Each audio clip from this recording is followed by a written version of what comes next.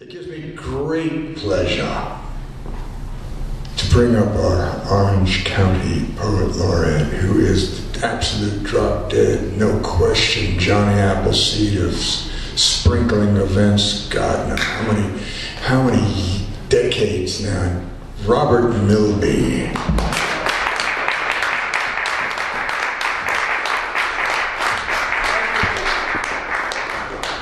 How many decades? Well, I'm not finished yet. All right, let me give you a few birthdays and milestones. Oh, since you didn't mention it in full vigor, this is, tonight is 2 years here, thanks to you and Craig and Thomas and the rest of the gang at the board. And they're having a board meeting in the other room. I don't know if you realize that. So, okay, the 6th, which was Sunday, the great Carl Sandburg was born in 1878. Khalil Gibran, born in Lebanon in 1883. Gustave Doré, born in 1832. E.L. Doctorow, the novelist, 1931. Sandy Denny, for some of you who remember Fairport Convention. What a songwriter she was, 1947. And the British poet Stella Benson, born in 1892. On the 7th, we have Robert Duncan, 1919, American poet. Wilkie Collins, born in London in 1824 on the 8th, and he's important to me. John Neihardt, 1881, American novelist and poet. Charles Tomlinson, here's a British poet for you, 1927, For All You Goats. And Paul Verlaine's death in 1896 on the 8th as well.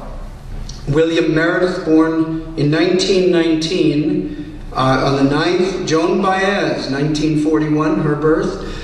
Leroy Jones, Amiri Baraka, his death at age 79 in 2014. Yesterday, the 10th, we have former poet laureate Philip Levine, born in 1928. Robinson Jeffers, born in Pittsburgh in 1887. Jim Croce, his birthday, I think he's from Pennsylvania as well, 1943. Hudson Valley poet David Keim is, some of you know David, he needs the microphone, very gentle poet, 1961. And former Hudson Valley poet Skip Leon turned 60 on the 10th of January. He's alive and well in Texas. Today is the anniversary. Don't forget Lou O'Neill. Well, Lou was, yeah, the 4th, but I started with the 6th. But since you mentioned it, one of our tribal elders, to quote Hayden, Lou O'Neill, his birthday was the 4th of January, a city boy. So he's just turning, what is it, 87? 87 years old. He's the youngest one in the room. He is the youngest in the room.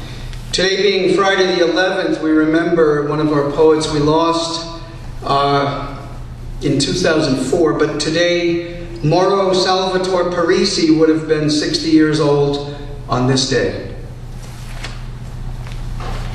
the 11th. All right, this is son of a preacher, John Robinson Jeffers.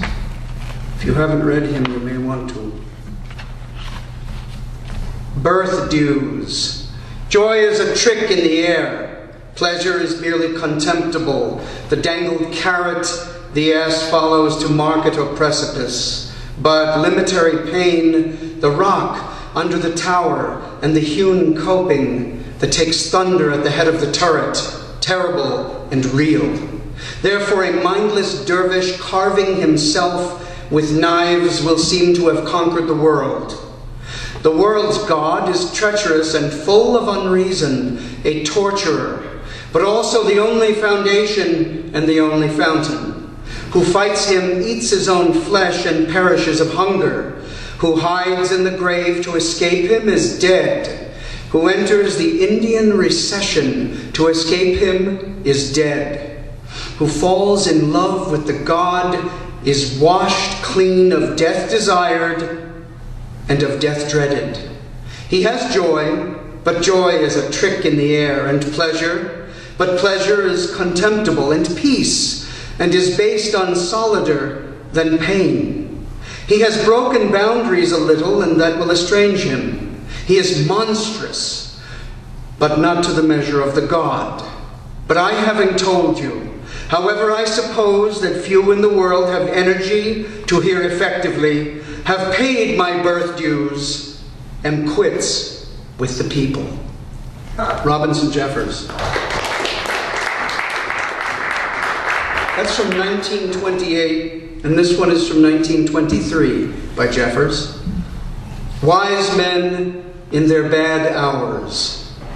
Wise men in their bad hours have envied the little people making merry like grasshoppers in spots of sunlight, hardly thinking backward but never forward. And if they somehow take hold upon the future, they do it half asleep, with the tools of generation foolishly reduplicating folly in 36-year periods. They eat and laugh too, groan against labors, wars and partings, dance, talk, dress and undress. Wise men have pretended the summer insects enviable. One must indulge the wise in moments of mockery. Strength and desire possess the future. The breed of the grasshopper shrills, "What does the future matter? We shall be dead." Ah, grasshoppers, death's fierce meadowlark. But to die having made something more equal to the centuries than muscle and bone is mostly to shed weakness. The mountains are dead stone. The people admire or hate their stature, their insolent quietness. The mountains are not softened nor troubled, and a few dead men's thoughts have the same temper. Robinson Jeffers.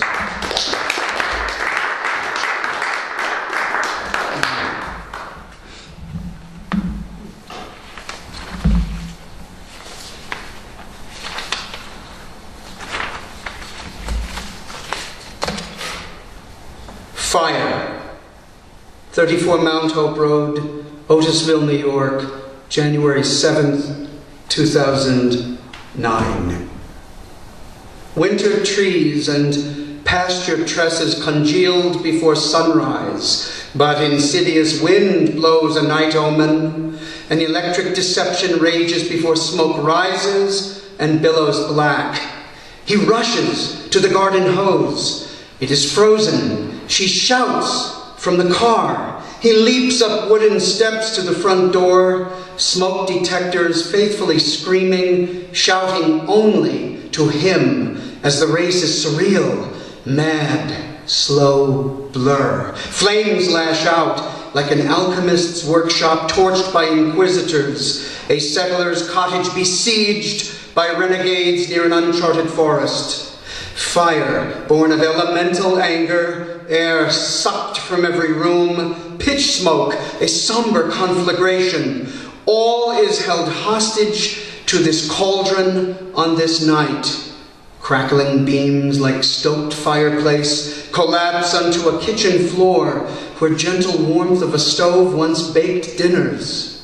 Snow falls in the hallway where once he knocked snow from his boots. The bedroom where their daughter was created, now dark and crowned with ice. Wind invades on a January night, once perfume of his wife.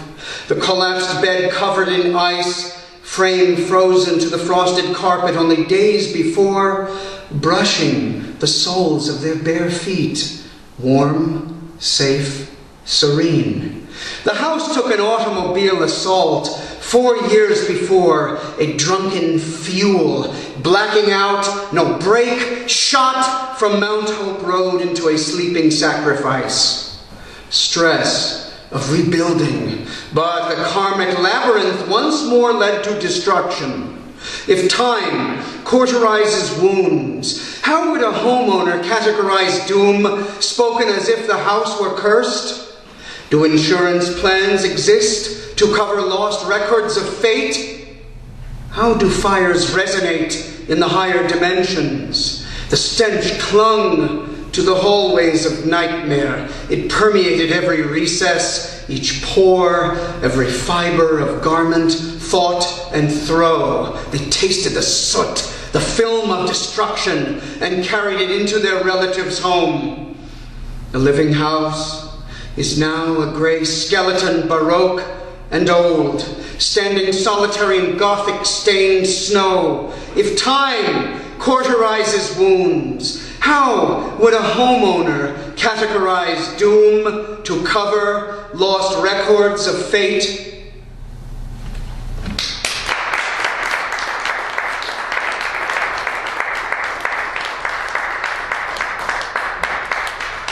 Thank you. This is a fairly recent piece, this next one.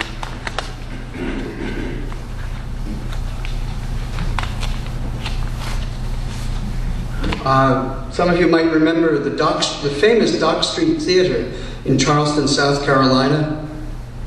It's where the Spoleto Festival is held these days. But it was initially the first theater built in the colonies for the express purpose of drama. And this is about someone who didn't make it off the stage. She's still there, by the way. This is for Nettie Dickerson at the Dock Street Theater, Charleston, South Carolina, 1840s to present. This takes place, of course, in the Holy City. Nettie and the lightning storm.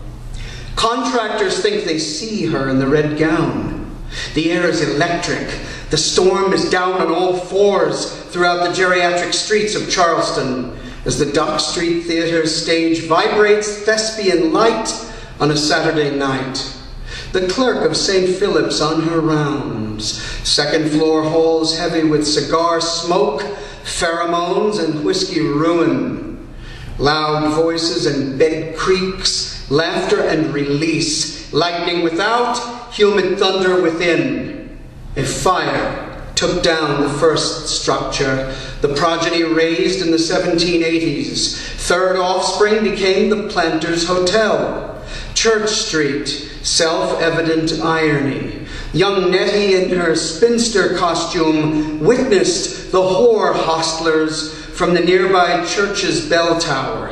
The clerk of St. Philip's far above the ground, her sojourn of reconciliation.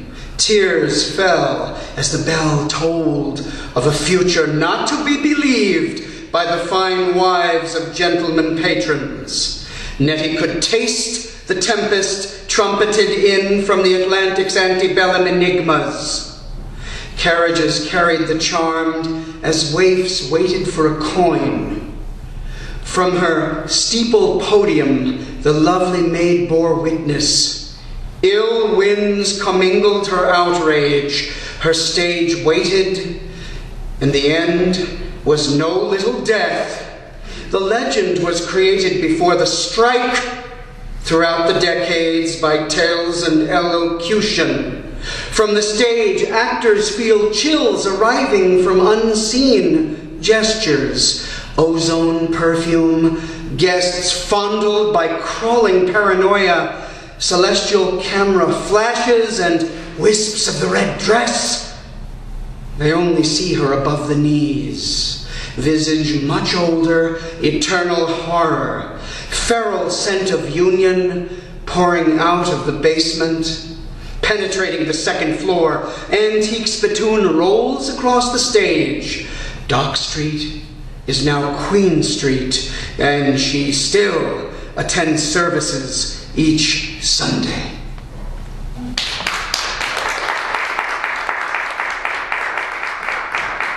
Un más, por favor. This is dedicated to one of my many mistresses. This is for Emily Dickinson. Rain in the dead of winter. Rain fog in January.